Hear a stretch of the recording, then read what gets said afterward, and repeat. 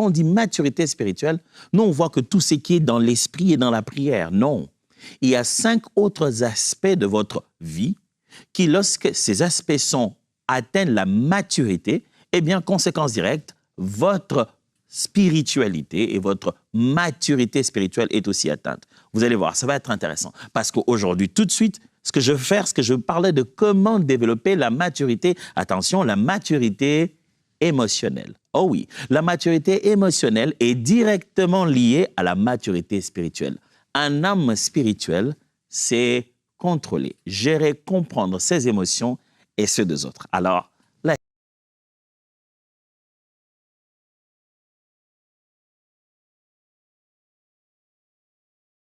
d'abord. Aujourd'hui, nous sommes donc dans ce domaine de l'émotion ou de l'âme. Comment développer une maturité dite émotionnelle? Pour moi, je voudrais juste montrer pourquoi la maturité émotionnelle est essentielle. Elle est essentielle à la vie spirituelle et comment elle développe concrètement. Elle se développe concrètement dans la vie spirituelle d'un chrétien. Comment l'esprit, la parole, tout cela entre en contact avec la dimension émotionnelle de ce que nous sommes, les amis. Frères et sœurs, vous devez savoir que pour être réellement un chrétien mûr et mature, vous devez vous occuper de votre vie émotionnelle et non pas seulement de votre vie spirituelle.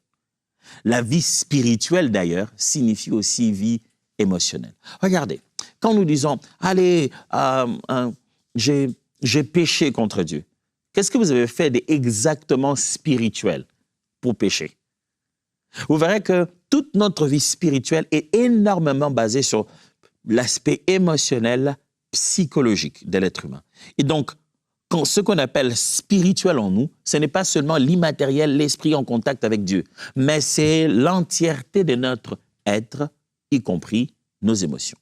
Dieu, quand il est défini et qu'il il se présente à nous, on dit que c'est un Dieu plein d'amour. On dit même que Dieu est amour. Dieu est esprit, Dieu est aussi amour. Comment est-ce que Dieu est esprit et amour? Comment est-ce que Dieu est spirituel et émotionnel en même temps? Si vous trouvez un chrétien mature spirituellement, il sera émotionnellement équilibré. J'ai vu beaucoup de frères et sœurs charismatiques, remplis de dons de l'esprit, ayant de grandes responsabilités, mais faisant preuve d'une telle immaturité spirituelle parce qu'ils n'ont pas pris soin de leur vie émotionnelle. Quelqu'un peut beau parler en langue, crier, faire des miracles, mais quand vous avez une conversation avec lui, il ne démontre pas le caractère de Christ. Et le caractère de Christ n'est pas dans nos miracles, il n'est pas dans nos exploits, dans le nombre de personnes qui viennent dans notre Église. Il est plutôt dans les éléments qui sont émotionnels et sentimentaux. Jésus dit, en ceci on reconnaîtra que vous êtes mes disciples. Aimez-vous. Regardez là, il va placer un signe important de la maturité ou bien de la reconnaissance d'un véritable disciple de Jésus-Christ. Je vais commencer d'abord par lire avec vous Proverbes. Proverbes chapitre 16, verset 32. Proverbe 16, 32 dit ceci. « Celui qui est lent à la colère vaut mieux qu'un héros, et celui qui est maître de lui-même que celui qui prend des villes. » Celui qui sait contrôler sa colère vaut mieux qu'un héros. Ouais, un héros. Et celui qui sait se maîtriser lui-même, il est plus fort que celui qui peut, par lui seul, envahir des villes. Vous dites, allez, je vais tenter d'actualiser ça. Celui qui sait se contrôler, celui qui sait ralentir et ne pas exprimer sa colère de prime abord, celui qui est maître de ses émotions, eh bien, il est plus fort que Superman. C'est ce que ça veut juste dire. Ça veut juste dire, imaginez les héros qui peuvent faire des exploits, eh bien, il ne vaut rien s'il ne sait pas se contrôler, s'il ne sait pas se maîtriser, s'il ne sait pas être maître de ses émotions. Jacques chapitre 1, versets 19 à 20. Jacques chapitre 1, versets 19 à 20. Que tout homme soit prompt à écouter, lent à parler, lent à se mettre en colère, car la colère de l'homme n'accomplit pas la justice de Dieu. Vous voyez cette recommandation? Que tout homme soit lent à la colère, prompt plutôt à écouter, lent à parler. On est en train de monter ici le bon comportement pour gérer ses émotions. Quand quelqu'un veut bien gérer ses émotions, il doit être capable de les comprendre, de les réguler et de comprendre aussi les émotions des autres. Et il doit surtout être capable d'écouter. Il dit parce que même si tu es fâché, même quand tu exprimes ta colère à fond, ça n'accomplit pas la justice de Dieu. La maturité dite émotionnelle est l'expression même de la maturité spirituelle. Regardez Jésus-Christ, l'exemple parfait. Jésus sait contrôler ses sentiments. Il sait contrôler ses émotions. Au moment d'exprimer sa colère, et regardez, Jésus est très fâché sur ce qu'il voit dans le temple. Il est vraiment fâché, il chasse les vendeurs. Mais quand il finit de faire ça, la minute qui suit après, la Bible dit qu'il s'est mis à guérir des malades. Donc, il est capable de quitter cet état-là vers l'état de guérison de malades. Il n'était pas fâché il y a quelques minutes là. Mais il a appris où placer sa sainte colère. Cette sainte colère n'empêchait pas l'action de l'onction du Saint-Esprit en lui. Un homme mature spirituellement est aussi mature émotionnellement. Donc, ne poussez pas que dans la prière, ne poussez pas que dans la méditation de la parole. Prenez le temps de laisser les fruits, le fruit de l'esprit se développer en vous. Prenez le temps de comprendre ce qui se passe dans vos émotions, dans vos sentiments, comprendre comment les réguler dans vos relations humaines, comprendre comment réguler aussi, gérer ce qui se passe dans les émotions des autres. Alors là, on vous appellera véritable disciple de Jésus-Christ. J'aurais pu finir ici, mais vous savez, ça ne serait pas teach, ça. Il faudrait qu'on ait à 4 points qui peuvent nous aider dès aujourd'hui à la fin de cette émission. Alors, je vous en propose 5. Premièrement, la maturité émotionnelle révèle la profondeur réelle de la vie spirituelle. C'est ce que je tente de vous dire depuis le début. La profondeur réelle. Si tu veux nous dire, vous savez, moi, je suis un homme profond. La profondeur, ce n'est pas des jolis textes bibliques avec des commentaires hébraïques que vous allez ajouter dedans et qui fait crier à tout le monde « Amen ». Non. La profondeur de votre vie spirituelle, ce n'est pas 40 jours de prière que vous avez fait en allant à la montagne et vous êtes revenu avec une prophétie pour chaque personne et une parole de Dieu. Non. La profondeur réelle de votre vie spirituelle se manifeste dans la manière dont vous gérez vos émotions. Parce que c'est là que se passe la victoire ou la défaite spirituelle. C'est là que se passe la guerre spirituelle. C'est là que se révèle le caractère de Dieu. Psaume 131, versets 1 à 3. « Ô Éternel, mon cœur ne s'enfle pas d'orgueil. Mes yeux n'ont pas visé trop haut. Je ne me suis pas engagé dans des projets trop grands, trop compliqués pour moi. Bien au contraire, je suis resté tranquille et calme, comme un enfant sévré porté par sa maman. Oui, je me sens au fond de moi-même comme l'enfant sévré.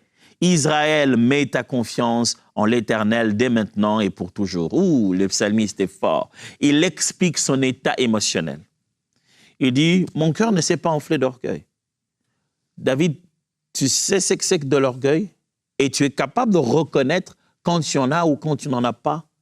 Mon frère, ma sœur, si vous êtes spirituellement mature, vous devez être capable d'identifier, de comprendre vos émotions, vos sentiments. Vous devez savoir. Chaque fois que vous avez chaud, dites, pasteur, vraiment, je ne me sens pas bien. Dans mon esprit, chaque fois, ce n'est pas dans votre esprit. Il est très étonnant de voir que l'Église est énormément en train de souffrir aujourd'hui parce que les gens appellent émotion esprit. Et chaque fois que quelque chose se passe dans leurs émotions, ils disent que c'est Dieu qui leur a parlé.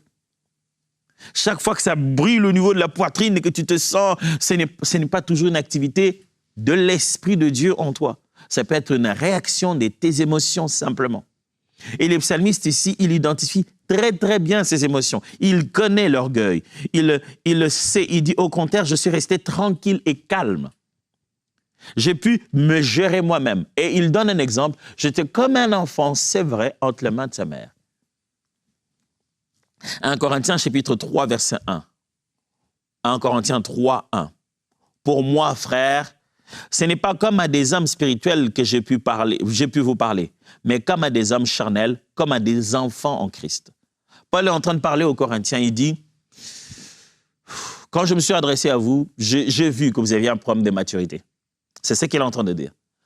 Il compare implicitement l'enfant au charnel.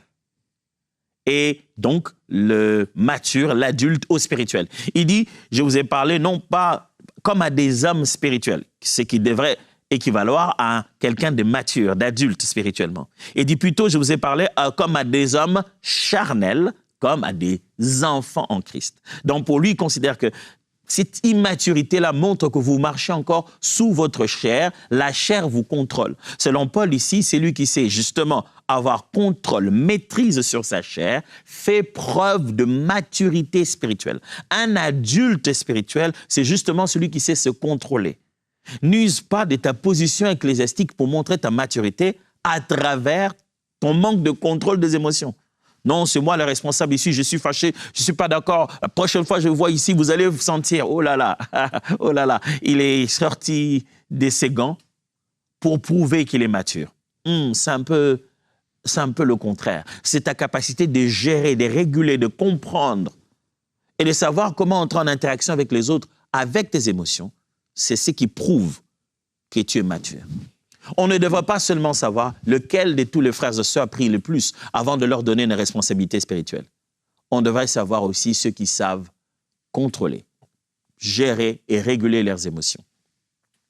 Deuxièmement, garder son cœur et ses émotions est une étape de sanctification. Quand on dit oui, moi vraiment je vis dans la sanctification. Ce n'est pas seulement parce que tu ne voles pas, que tu ne commets pas d'impudicité. Dans la sanctification, parmi les étapes, les points dans la marche de la sanctification, se trouve aussi le fait de garder son cœur et de gérer ses émotions. Tu veux me dire que tu crains Dieu? Je vais les voir aussi dans ta façon de gérer tes émotions. Psaume 139, versets 29 de 23 à 24. Psaume 139, 23 à 24. Sonde-moi, ô Dieu, et connais mon cœur. Éprouve-moi et connais mes pensées. Regarde si je suis sur une mauvaise voie et conduis-moi sur la voie de l'éternité. Regardez comment le psalmiste s'expose à Dieu et dit, il n'y a rien à cacher ici. Sonde-moi, connais mon cœur. Regarde, est-ce que je suis toujours sur la bonne voie? Proverbe 4, 23. Garde ton cœur. Proverbe 4, 23. Garde ton cœur plus que toute autre chose, car de lui viennent les sources de la vie. Garde ton cœur. J'aurais cru le psalmiste, plutôt l'homme de Proverbe dire, garde plutôt ton esprit, protège-toi contre les attaques du monde des ténèbres. Non, il dit garde ton cœur. Et c'est de ce cœur que viennent les sources de la vie. J'aime quand Jésus montre combien ce n'est pas ce qui entre qui suit l'homme, mais c'est ce qui sort. Et il dit c'est ce qui sort de son cœur. Du cœur de l'homme viennent l'impudicité, toutes sortes de mauvaises pensées. Frères et sœurs, si vous êtes matures, je vais le voir dans votre façon de gérer votre cœur et vos émotions. Parce que la maturité, garder son cœur et ses émotions est une étape de la sanctification. Celui qui craint Dieu sait qu'il doit craindre Dieu aussi dans l'expression de ses émotions. Ne te dis pas, moi je crains Dieu et tu piques des crises de colère et tu laisses s'asseoir en toi, demeurer en toi des formes de jalousie et tu entretiens de l'orgueil et tu ne sais pas contrôler tes émotions. Craindre Dieu signifie prendre ses émotions, les mettre sous la parole de Dieu, sous la direction de l'Esprit. C'est ce que Paul dit, ce n'est plus moi qui vis, mais c'est Christ qui vit en moi. Oh oui, pasteur, est-ce que, cette histoire de la sanctification, ça devient trop, c'est aussi les émotions? Eh bien oui, mon ami, c'est tout ce que nous sommes, esprit, âme et corps. Comment peux-tu croire que ce que tu fais de ton corps est un péché? L'attitude que tu as dans ton esprit est un péché et tu ignores les régulateurs de ces deux réalités qui est ton âme. Gère-toi toi-même. Gère-toi très bien. Gère tes émotions.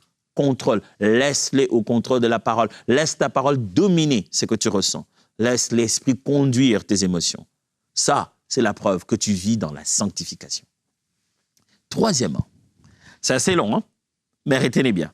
Présenter ses blessures émotionnelles à Dieu, plutôt que le refouler, permet de grandir spirituellement.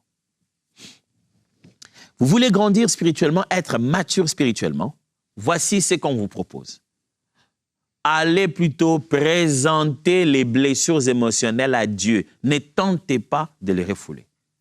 Si vous voulez voir un chrétien mature, il ne tente pas de refouler ses blessures émotionnelles. Aujourd'hui, l'Église est devenue un centre d'hébergement des blessés émotionnels qui les couvre sous l'huile de l'onction du Saint-Esprit par la prière. Est-ce que je l'ai bien dit? Aujourd'hui, des fois, l'Église est remplie de personnes blessées émotionnellement. Mais ils trouvent d'autres mots, ils diagnostiquent différemment leurs blessures.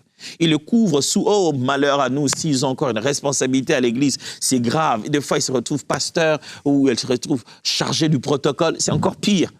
Parce que là, on va bien baigner ça dans une forme de spiritualité. On va en chercher des versets bibliques. Mes frères et sœurs, si vous reconnaissez en vous des blessures, et si tous les amis ou les frères et sœurs autour de nous se plaignent de nos comportements, de nos dires, de nos attitudes, des expressions de nos émotions, et si on fouille dans notre passé des souvenirs qui ont peut-être amené à ce comportement, voici la solution. Vaut mieux, pour nous tous, présenter ces blessures émotionnelles à Dieu et chercher la guérison, plutôt que de les refouler. Celui qui tente de refouler ses blessures émotionnelles est immature spirituellement. Vaut mieux faire face. Aujourd'hui à l'Église, malheureusement, l'une des caractéristiques principales des gens qui aiment se dire spirituels, surtout dans les églises pleines de charisme et de spiritualité, quand quelqu'un se dit spirituel, mature, premier caractère, il n'est pas enseignable. Il résiste aux critiques. Il ne sait pas recevoir. Pasteurs, responsables de la chorale, des protocoles, les dirigeants aujourd'hui à l'Église ne savent pas recevoir la correction, des critiques. Dès qu'on en parle, on sent leurs blessures personnelles monter et quand ces blessures personnelles montent, ils entourent ça de beaucoup de principes d'honneur et de loyauté. Ton père dans la foi. Et ça devient quelque chose de si grand que tu te dis, je crois que je viens de pécher contre Dieu. Juste parce que l'individu n'est pas prêt à entendre la correction et ne sait pas gérer ses émotions. Ça finit par punition, suspension. Votre maturité, frère, votre maturité, sœur, devra se monter par votre capacité à gérer vos blessures émotionnelles avec le Seigneur. Philippiens 4, 6 à 7.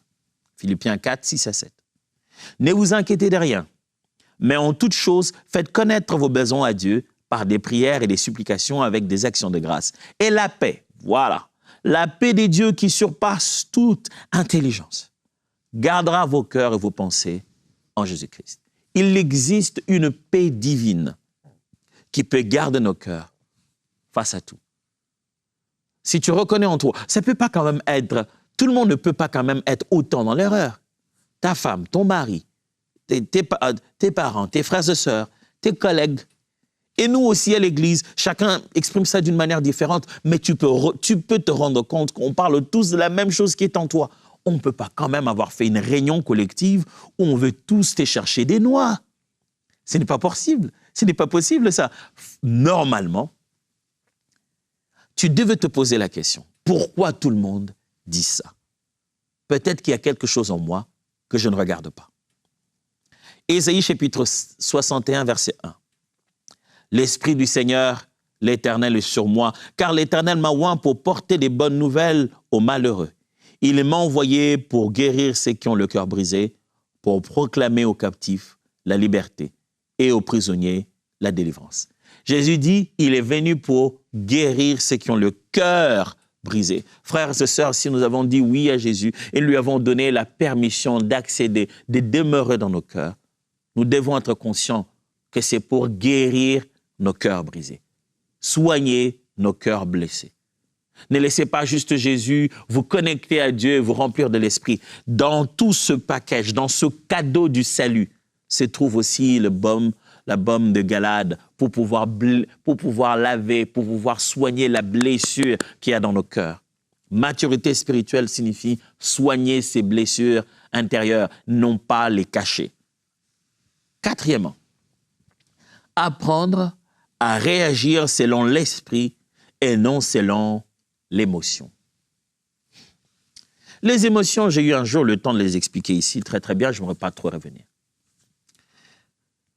Les émotions, exprimer ces émotions est biblique, est spirituel d'ailleurs. Il faut le faire. J'ai beaucoup encouragé à cela. Jésus pleurait, Jésus se fâchait, il faut exprimer ses émotions. C'est totalement biblique.